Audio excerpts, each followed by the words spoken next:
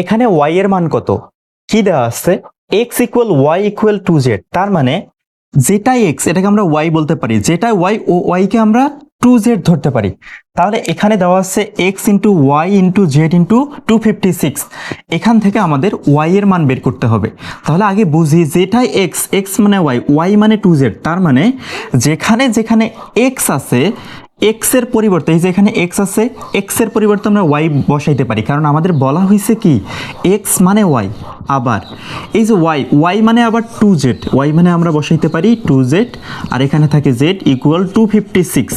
এই যে আবার একটা y আছে y মানে 2z y মানে 2z into 2z into z তাহলে 256 তাহলে 2 আগে সংখ্যায় সংখ্যায় গুণ 2 দুগুণ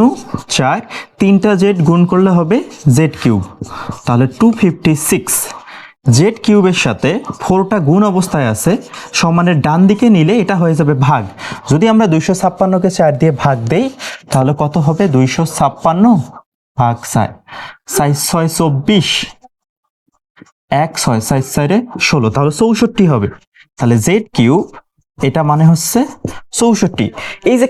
কিউবটা তাহলে কি হবে আমরা জানি স্কয়ার থাকলে রুট হয় তাহলে কিউবটা তাহলে কি হবে রুটের উপর কিউব হবে তাহলে কি করব আমরা z এর উপর কিউব আছে তাহলে এটা রুট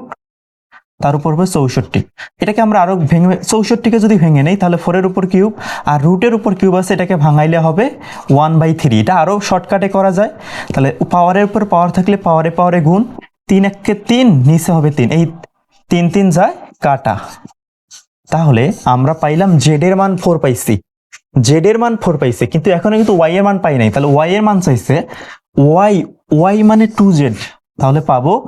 y মানে হচ্ছে 2z 2 ইনটু z এর মান পাইছি 4 তাহলে 4 দুগুণ 8 y এর মান হচ্ছে 8 আশা করি ক্লিয়ার হয়েছে